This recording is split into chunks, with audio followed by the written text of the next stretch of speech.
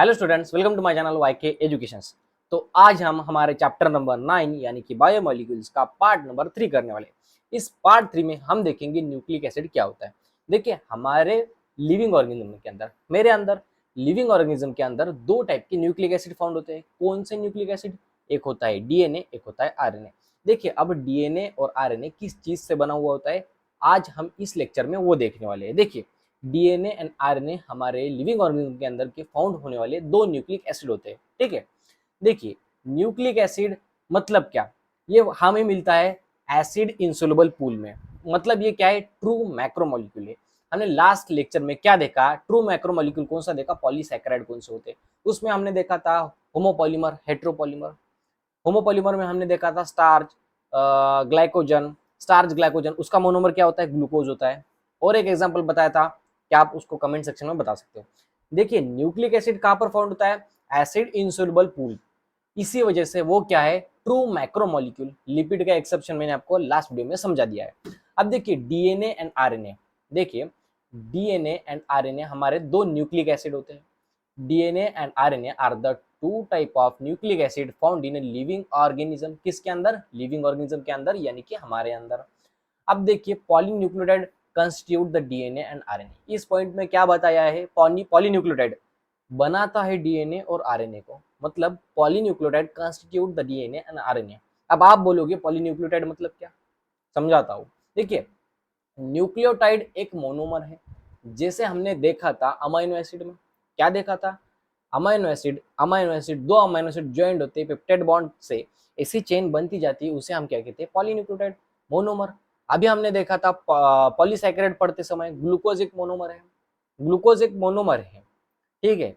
इसी तरह से वो क्या बना रहा है? पॉलीमर। इसी चेन में यहाँ पर देखिए, पॉली, मोनो मतलब सिंगल।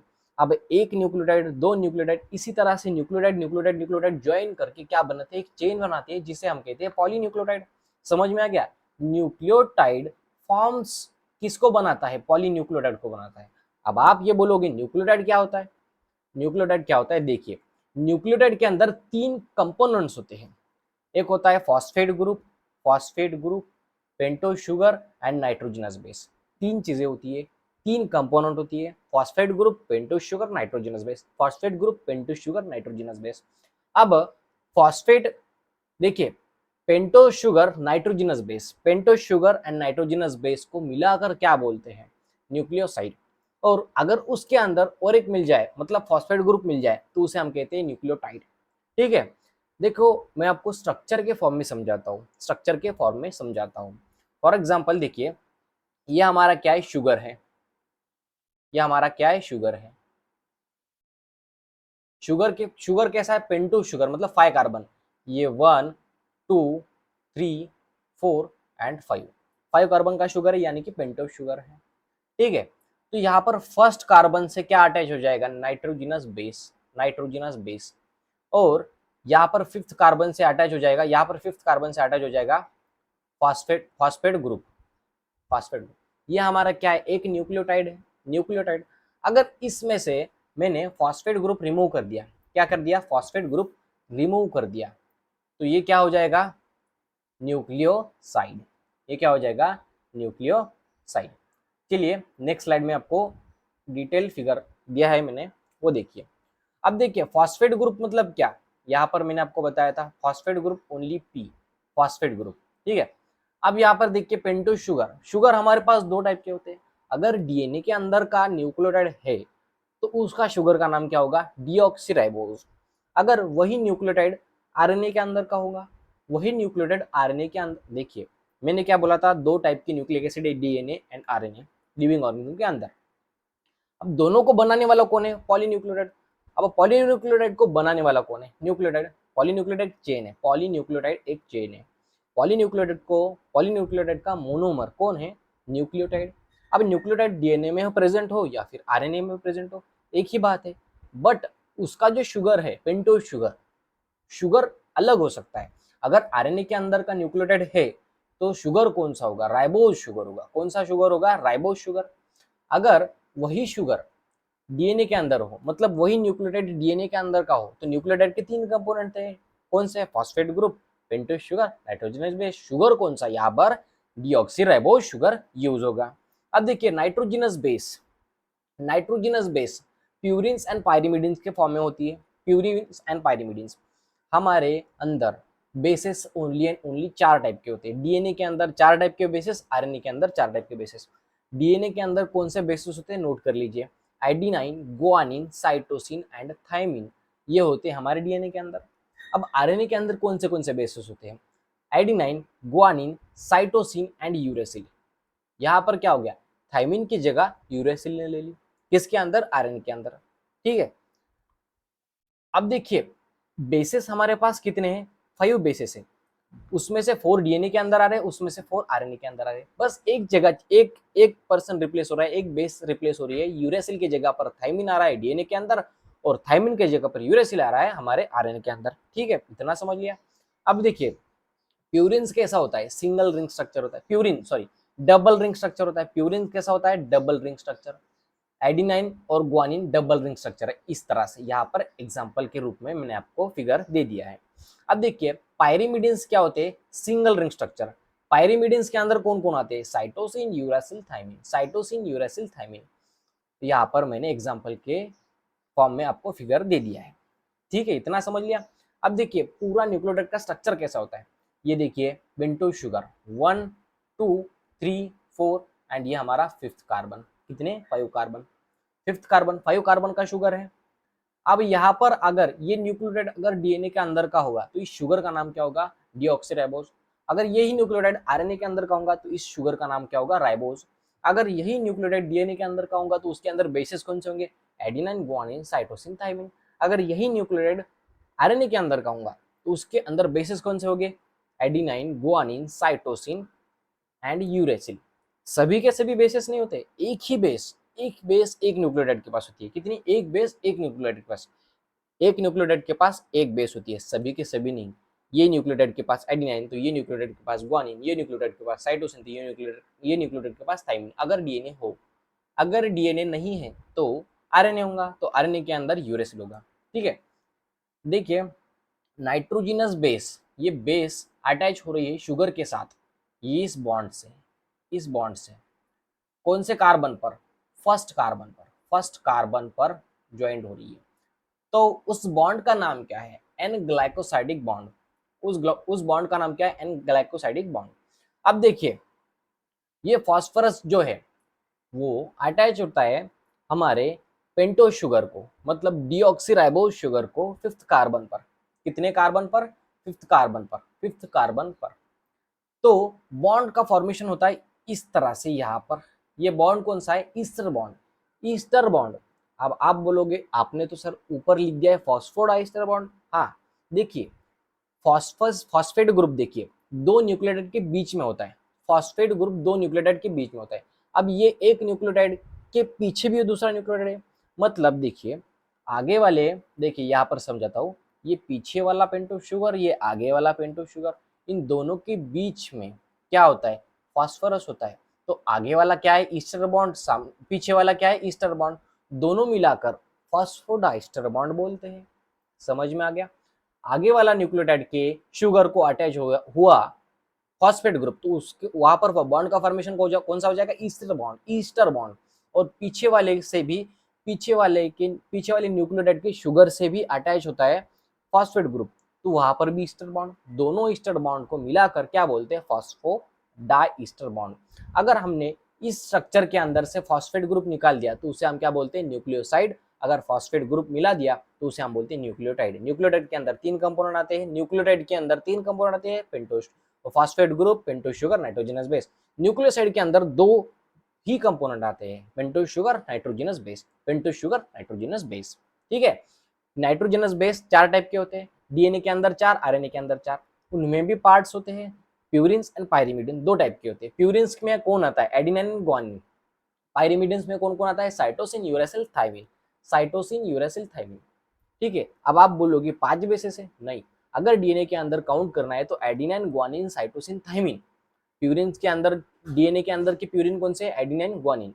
डीएनए के अंदर के पायरिमिडिन्स कौन से, साइटोसिन एंड थायमिन। अब देखेंगे आरएनए के अंदर के प्यूरिन्स, आरएनए के अंदर प्यूरिन कौन से होते हैं, एडिनिन, गुआनिन। पायरिमिडिन्स कौन से होते हैं, cytosine and uracil, not thymine. ठीक है, single ring structure pyrimidine, double ring structure purine. ठीक है, नेक्स्ट स्टेप में हम जाते हैं। अब देखिए DNA and RNA made up of like this many nucleotide, बहुत सारे न्यूक्लियोटाइड के कॉम्बिनेशन से डीएनए और आरएनए का फॉर्मेशन होता है। और आपको तो पता है डीएनए एंड आरएनए क्या है, न्यूक्लिक एसिड है, न्यूक्लिक एसिड है। ठीक है, यहाँ पर क्या बताया, न्यूक्लिक एसिड है। Two nucleotide are link through 3' 5' carbon phosphodiester linkage to form dinucleotide. अब यहाँ पर मैं आपको अच्छी तरह से समझाता हूँ। फॉर एग्जाम्पल अब यहाँ पर इन दोनों न्यूक्लियोटाइड पर ही कॉन्सेंट्रेट कीजिए, ये दोनों न्यूक्लियोटाइड पर ही कॉन्सेंट्रेट कीजिए। मैं आपको डाइन्यूक्लियोटाइड कैसे फॉर्म होता है या फिर दो न्यूक्लियोटाइड किस तरह से अटैचमेंट करते हैं ये समझाता हूँ। देखिए ये हमारा क्या है, एक न्यूक्लियोटाइड, इसके पास क्या है, एक बेस जिसका नाम है थायमिन। थायमिन है मतलब क्या है, ये पूरी न्यूक्लियोटाइड की चेन डीएनए के अंदर की हो गई, क्योंकि आरएनए के अंदर थायमिन नहीं होता है। ठीक है, अब देखिए यहाँ पर क्या है, एडिनाइन। थायमिन एंड एडिनाइन दो अलग अलग बेसेस है। ठीक है, अब ये क्या है, बेस, और ये क्या है इसका शुगर, ये क्या है इसका शुगर। शुगर कौन सा, डीऑक्सीराइबोज, डीएनए के अंदर का है। अगर आरएनए के अंदर का होता तो शुगर कौन सा होता, राइबोज शुगर होता। समझ में आ गया। अब देखिए ये फॉस्फेट ग्रुप क्या कर रहा है, अटैचमेंट करता है पीछे के न्यूक्लियोटाइड से 3' कार्बन पर। पीछे के न्यूक्लियोटाइड, पीछे के जो न्यूक्लियोटाइड है, पीछे वाला जो न्यूक्लियोटाइड है उसके शुगर को 3rd कार्बन पर अटैचमेंट करता है, जिसका नाम है ईस्टर बॉन्ड। इसका नाम है ईस्टर बॉन्ड, ईस्टर बॉन्ड। रुकिए प्रॉपरली राइट करके देता हूं। ये कौन सा बॉन्ड है हमारा, ईस्टर बॉन्ड, ईस्टर बॉन्ड। और आगे वाले कार्बन को, और आगे वाले जो न्यूक्लियोटाइड है, आगे वाला जो न्यूक्लियोटाइड है उसके 5th कार्बन पर बॉन्ड बनाता है फॉस्फेट ग्रुप, ये वाला बॉन्ड। ये भी बॉन्ड कौन सा है, ईस्टर बॉन्ड। इसी वजह से बोला फॉस्फोरस क्या करता है, फॉस्फोडाइस्टर बॉन्ड बनाता है। क्या बनाता है, फॉस्फोडाइस्टर बॉन्ड। समझ में आ गया। तो इसी तरह से एक पॉलीन्यूक्लियोटाइड की चेन तैयार हो गई, जिसकी देखिए यहाँ पर देखिए ये ये जो देखिए left and right and, left and right and. For example 5' जो है, 5' यहाँ पर 5' जो है राइट कार्बन पर है। ठीक है, राइट साइड में है, चेन के राइट साइड में है। अब चेन की अगर राइट साइड में है तो यहाँ पर देखिए 5th कार्बन, एक 5th कार्बन कैसा है, किसी भी न्यूक्लियोटाइड से अटैचमेंट नहीं कर रहा है। इस साइड में, ये साइड में 5th कार्बन किसी भी न्यूक्लियोटाइड से अटैच नहीं कर रहा है, इसलिए 5' to 3' बोला है। और यहाँ से देखिए यहाँ पर 3rd वाला जो शुगर है वो आगे वाले फॉस्फेट ग्रुप से अटैचमेंट नहीं कर रहा। मतलब ये वाला जो राइट साइड वाला जो न्यूक्लियोटाइड है उसका जो फॉस्फोरस है वो किसी भी पिछले न्यूक्लियोटाइड के 3rd कार्बन से अटैच नहीं है। और लेफ्ट साइड वाला जो एंड है उसका जो न्यूक्लियोटाइड है, लेफ्ट साइड का जो लास्ट वाला न्यूक्लियोटाइड है, न्यूक्लियोटाइड का जो शुगर है उस शुगर का 3rd कार्बन किसी भी फॉस्फेट ग्रुप से अटैच नहीं है। 5' 3' की मोइटी बन गई। ठीक है, अब देखिए इन आरएनए, अब आरएनए के अंदर भी यही चेन होती है, इसी को कहते हैं पॉलीन्यूक्लियोटाइड चेन। बस यहाँ पर जो थायमिन है यहाँ पर यूरेसिल आ जाएगा, थायमिन की जगह पर क्या आ जाएगा, यूरेसिल। क्या आ गया, यूरेसिल। 4 बेसिस समझ में आ गई आरएनए के कंडीशन में। एडिनाइन यहाँ पर देख सकते हो, एडिनाइन, यूरेसिल, गुआनिन, साइटोसिन। इसी तरह से 4 बेस की अरेंजमेंट होती है, 4 बेसिस की अरेंजमेंट होती है। अगर वो डीएनए हो तो उसके अंदर adenine, thymine, guanine and cytosine होगा। समझ में आ गया, कहां पर, बेस के फॉर्म में। अगर बेस पेंटोज शुगर से अटैचमेंट कर रही है तो कौन सा बॉन्ड बन रहा है, ना एन ग्लाइकोसाइडिक बॉन्ड। अगर शुगर फॉस्फेट ग्रुप से अटैच कर रहा है तो कौन सा बॉन्ड बन रहा है, ईस्टर बॉन्ड बन रहा है। कौन सा, ईस्टर बॉन्ड। अगर एक पॉलीन्यूक्लियोटाइड चेन है तो फास्फोरस क्या करता है, दो साइड में क्या बनाता है, दोनों साइड में क्या बनाता है, ईस्टर बॉन्ड बनाता है। इसी को कहते हैं हम फॉस्फोडाइस्टर बॉन्ड। ठीक है, इसी तरह से पॉलीन्यूक्लियोटाइड की चेन क्या करती है, डीएनए का फॉर्मेशन करती है और आरएनए का फॉर्मेशन करती है। अब देखिए 2 पॉलीन्यूक्लियोटाइड की चेन लगती है डीएनए के लिए और एक पॉलीन्यूक्लियोटाइड की चेन लगती है आरएनए के लिए। सिंगल चेन आरएनए के अंदर लगती है और दो पॉलीन्यूक्लियोटाइड की चेन हमारी डीएनए के अंदर लगती है। डीएनए के अंदर मतलब ये चेन किसी है 3' to 5', 5' to 3'। अब इसकी अपोजिट लगेगी कहां पर, डीएनए के अंदर। समझाता हूं। फॉर एग्जाम्पल डीएनए आपने देखा है हेलिकल फॉर्मेशन होता है, हेलिकल फॉर्म में होता है। फॉर एग्जाम्पल डीएनए इस तरह से होता है। ये क्या है, एक चेन है जिसकी मोइटी 5' to 3' है। ये हमारी एक पॉलीन्यूक्लियोटाइड की चेन है। अब इसके ऊपर दूसरी पॉलीन्यूक्लियोटाइड की चेन आती है जिसकी पोलैरिटी यहाँ पर देखिए, यहाँ पर इसकी पोलैरिटी क्या होनी चाहिए, 3 dash, 3 dash to 5 dash, opposite होती है मतलब उल्टी चेन। और इन दोनों के जो बेसेस है वो क्या करती है, इन दोनों के जो बेसेस है वो अटैचमेंट करके क्या करते हैं, बेस का फॉर्मेशन करते हैं, नाइट्रोजनस बेस अटैच कर लेते हैं, हाइड्रोजन बॉन्डिंग कर लेते हैं, क्या करते हैं, हाइड्रोजन बॉन्डिंग, और इसी के साथ हमारा डबल स्टैंडर्ड डीएनए का फॉर्मेशन हो जाता है। ठीक है, आपको अच्छे से एक्सप्लेन करवाता हूँ। देखिए अब आरएनए है, आरएनए के अंदर एक सिंगल चेन होती है, आरएनए के अंदर क्या होती है, एक सिंगल चेन। आरएनए का समझाता हूँ, उसके बाद डीएनए बताऊंगा। ठीक है, अब आरएनए के अंदर पॉलीन्यूक्लियोटाइड की एक single chain, every nucleotide chain has additional OH group present at second carbon in the ribose। Sugar कौन सा होगा, राइबोज। राइबोज शुगर जो है उसके सेकंड कार्बन पर क्या होता है, OH ग्रुप प्रेजेंट होता है हर एक न्यूक्लियोटाइड के। क्या पर क्या होता है, OH ग्रुप प्रेजेंट होता है सेकंड कार्बन पर, OH ग्रुप, सेकंड कार्बन पर क्या होता है, OH ग्रुप प्रेजेंट होता है। पॉइंट फिर से रीड कीजिए, every nucleotide chain has additional OH group present in second carbon position in the ribose. Sugar कौन सा है, राइबोज। डीएनए होता तो क्या होता, डीएनए होता तो डीऑक्सीराइबोज, पर आरएनए है। ठीक है, तो राइबोज शुगर यूज करना। अब ये तो बता दिया मैंने, uracil is found in the place of thymine, uracil is found in the place of thymine, ये तो बता दिया सेकंड पॉइंट। अब देखिए थाइमिन का दूसरा नाम याद कर लीजिएगा, काम में आएगा, जेनेटिक्स करोगे तब, मॉलिक्यूलर डिसऑफिनेटेंस करोगे तब ये सभी का सभी बेसिस आपको काम में आएगा, पूरा लेसन समझने में इजी जाएगा आपको। ठीक है, 5-मिथाइल uracil is the another chemical name for thymine. Thymine का दूसरा केमिकल नेम क्या है, 5-मिथाइल यूरेसिल, लर्न करना पड़ेगा। थाइमिन का अनादर केमिकल नेम क्या है, 5-मिथाइल यूरेसिल, 5-मिथाइल यूरेसिल। ठीक है, चलिए आगे देखते हैं। अब मैंने आपको क्या बताया था, डीएनए की डबल हेलिकल स्ट्रक्चर अच्छे से एक्सप्लेन करूंगा। ठीक है, बेसिस बनाए, बेसिस ने क्या किया, हाइड्रोजन बॉन्डिंग कर ली। ठीक है, हाइड्रोजन बॉन्डिंग कैसी होती है वो भी बताऊंगा। देखिए उससे पहले दो रूल समझिए, वाटसन एंड क्रिक ने क्या किया था, James Watson and Francis Crick ने propose a very simple but famous double helical model for the structure of DNA. DNA का स्ट्रक्चर, डीएनए का स्ट्रक्चर हेलिकल है, इसका मॉडल किसने दिया था, जेम्स वाटसन फ्रांसिस क्रिक ने। इन्होंने सबसे पहला डबल हेलिकल मॉडल दिया था, किन्होंने, James Watson Francis Crick, James Watson Francis Crick, learn कर लीजिए। उसी के बेसिस पर ही हम स्टडी करने वाले अभी डीएनए का डबल हेलिकल स्ट्रक्चर कैसा होता है। देखिए अब चारगाफ रूल मतलब चारगाफ साइंटिस्ट थे, उन्होंने क्या बताया था, 4 बेसेस होते हैं हमारे डीएनए के अंदर, कौन से, adenine, guanine, cytosine, thymine, adenine, guanine, cytosine, thymine. अब एडिनिन हमेशा पेयर करेगा थायमिन के साथ 2 हाइड्रोजन बॉन्ड से, और ग्वानिन हमेशा पेयर करेगा साइटोसिन के साथ 3 हाइड्रोजन बॉन्ड से।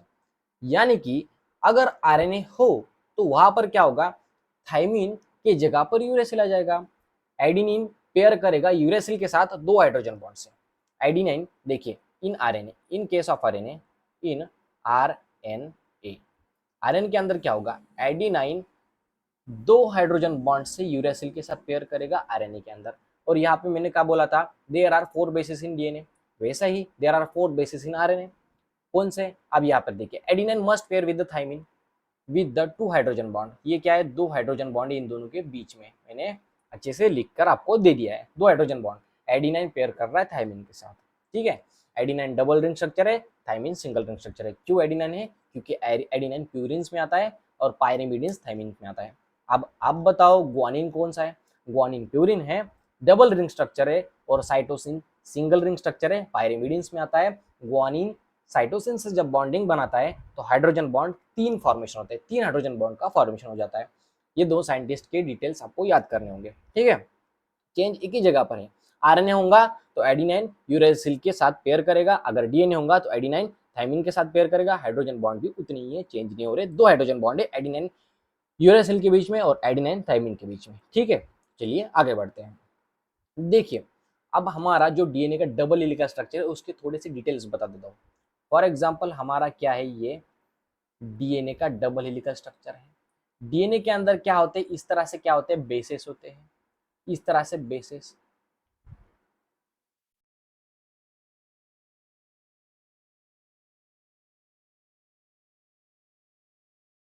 देखिए अब दो बेसिस है, डीएनए का स्ट्रक्चर कैसा है, हेलिकल स्ट्रक्चर है, वो घूमते रहता है, रिवॉल्विंग स्टेयरकेस की तरह होता है। ठीक है, समझ में आ गया। अब देखिए दो बेस पेयर के बीच में का जो डिस्टेंस होता है, दो बेस पेयर के बीच में का जो डिस्टेंस होता है वो कितना होता है, 0.34 एमस्ट्रॉन। कितना होता है, 0.34 एमस्ट्रॉन और 3.4, रुकिए, 3.4 एमस्ट्रॉन। अरे यार, चलिए कोई नहीं, आगे देखिए, यहाँ पर मैंने पहले से निकाल दिया है। देखिए डीएनए कैसा होता है, डबल हेलिकल स्ट्रक्चर होता है। अब हम जिस डीएनए की स्टडी कर रहे हैं वो कौन सा डीएनए, बी डीएनए है। कौन सा है, बी डीएनए। इसी तरह से बहुत सारे डीएनए होते हैं, ए डीएनए, बी डीएनए, सी डीएनए, डी डीएनए। तो जो भी डीएनए हम कर रहे हैं वो उसकी हेलिक्स किस किस डायरेक्शन में घूम रही है, राइट हैंडेड हेलिक्स है। इसी तरह से जेड डीएनए होता है जो लेफ्ट हैंडेड हेलिक्स में रिवॉल्व करता है। जो हमारा बी डीएनए है वो राइट हैंडेड हेलिक्स में घूम रहा है, जो कि डिस्कवर किया था, जिसका कि मॉडल दिया था हमारा James Watson and Francis Crick ने, डबल हेलिकल मॉडल। ठीक है। अब backbone is made up of sugar and phosphate, backbone is made up of sugar and phosphate. Backbone मतलब क्या, अब एक पॉलीन्यूक्लियोटाइड एक कंसिडर कर लीजिए। अब हम ओनली एंड ओनली एक चेन देख रहे हैं, 3' to 5' वाली। ये 3', ये देखिए 3' दिखा। अब यहाँ पर देखिए 5', ये एक लंबी चेन है, इसकी अब स्टडी करेंगे। यहाँ पर देख लीजिए, यहाँ पर 5' खुला पड़ा है, यहाँ पर 3' खुला पड़ा है। यहाँ पर देखिए, यहाँ पर 3' खुला पड़ा है, यहाँ पर 5' खुला पड़ा है। मतलब हम कौन सी चेन देख रहे हैं, ये चेन देख रहे हैं, ये साइड की चेन देख रहे हैं, 3' to 5' वाली। अब यहाँ पर क्या है, पेंटोस शुगर दिख रहा है 1 2 3 4 एंड 5 कार्बन के साथ। यहाँ पर फिर से देखिए 1 2 3 4 5 कार्बन के साथ पेंटोस शुगर है। अब देखिए दो पेंटोस शुगर के बीच में बॉन्ड कौन, दो पेंटोस शुगर के बीच में क्या है, फॉस्फेट है। क्या है, फास्फोरस है। वो फास्फोरस आगे वाले कार्बन से और पीछे वाले कार्बन से कौन सा बॉन्ड बनाता है, ईस्टर बॉन्ड। तो इसी वजह से क्या बोला है, फॉस्फोडाइस्टर बॉन्ड। तो चेन मतलब बैकबोन किससे बनी होती है यार, किससे बनी होती है, शुगर प्लस फॉस्फेट ग्रुप से बनी होती है बैकबोन। अब यहाँ पर देखिए इस चेन में, यहाँ पर देखिए 5' to 3', यहाँ पर देख सकते हो 5' to 3', मतलब ये वाली चेन। यहाँ पर देखिए 5' to 3' वाली चेन। यहाँ पर देखिए, यहाँ पर भी बैकबोन किससे बनी होती है, sugar plus phosphate, phosphate group. Sugar और दो शुगर के बीच में क्या होता है, फॉस्फेट ग्रुप होता है। बॉन्ड कौन सा होता है, phosphodiester bond, ester bond, phosphodiester bond. ठीक है। अब देखिए बेसेस देख लीजिए। अब मैंने आपको क्या बताया था, चारगाफ सर ने क्या बताया था, एडिनिन हमेशा थायमिन के साथ पेयर करेगा। और मैंने आपको क्या बताया था, एडिनिन क्या है, प्यूरिन से, थायमिन क्या है, पायरिमिडीन है। Purine double ring structure, pyrimidine single ring structure, इतना समझाया था। अब देखिए प्यूरिन मतलब एडिनिन, एडिनिन थायमिन के साथ ज्वाइंट करा, एडिनाइन थायमिन के साथ ज्वाइंट करता है दो हाइड्रोजन बॉन्ड से। और यहाँ पर देखिए ये एक न्यूक्लियोटाइड है पूरा, ये एक न्यूक्लियोटाइड समझिए। और इस पूरे न्यूक्लियोटाइड में देखिए ये जो बॉन्ड है, मतलब बेस और शुगर के बीच में, वो कौन सा बॉन्ड है, एन ग्लाइकोसाइडिक बॉन्ड है। कौन सा है, एन ग्लाइकोसाइडिक बॉन्ड है। कौन सा है, एन ग्लाइकोसाइडिक बॉन्ड। और यहाँ पर नीचे की तरफ देखिए ग्वानिन और साइटोसिन के बीच में 3 हाइड्रोजन बॉन्ड होते हैं। ये इतना नोट कर लीजिए, hydrogen bond is the weakest bond, hydrogen bond is the weakest bond.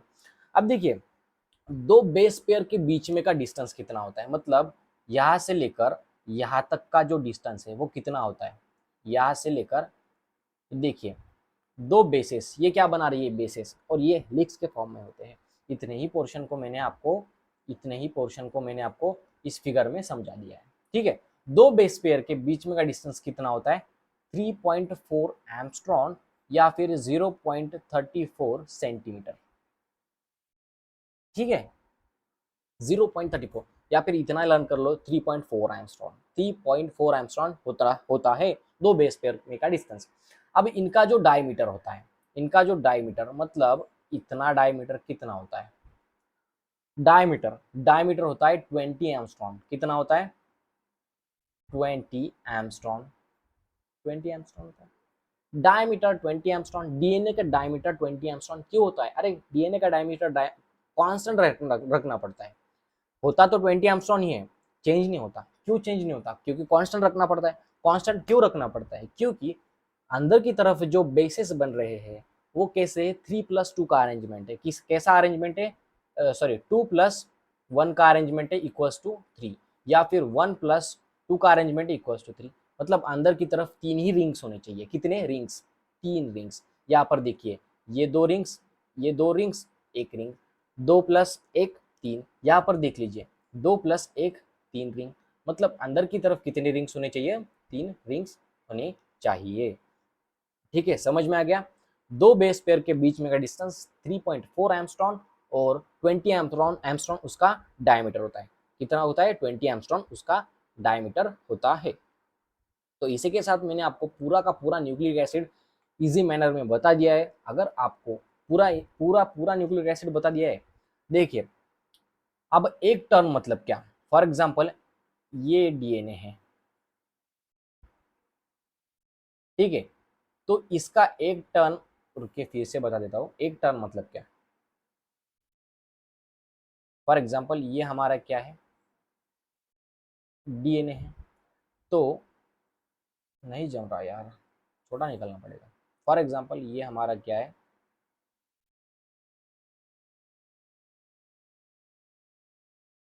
ये हमारा है वन टर्न। ये हमारा क्या है? One turn. दो हेलिक्स मतलब एक टर्न, ठीक है। अब एक टर्न के अंदर कितने बेसिस होते हैं? 10 बेसिस होते हैं। एक टर्न के अंदर कितने होते हैं? 10 बेसिस। फॉर एग्जाम्पल यहाँ पर मैंने आपके लिए डीएनए निकाला है, ठीक है। तो इतना पोर्शन मतलब कितना? One turn. क्या है? One turn. वन टर्न के अंदर कितने बेसिस होते हैं? 10 बेसिस।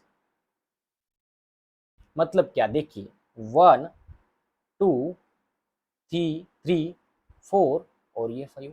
एक टर्न के अंदर 5 बेसिस। यहाँ पर देखिए 1 2 3 4 और ये 5 हो गए।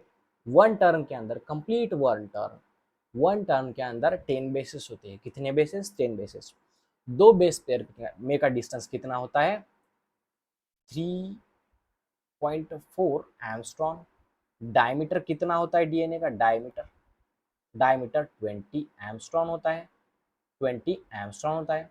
समझ में आ गया? और ये कंप्लीट वन टर्न मतलब 34 एंगस्ट्रॉम। कितना? 34 एंगस्ट्रॉम कंप्लीट वन टर्न मतलब। समझ में आ गया इतना? तो चलिए बाकी का आपको जेनेटिक्स में पढ़ाऊंगा। इतना ही बेसिक्स बायोमोलिक्यूल्स के अंदर आपको पढ़ना होता है, और बाकी का डिटेल्स में आपको पढ़ाऊंगा मॉलिक्यूलर बेसिस ऑफ इनहेरिटेंस में। ठीक है।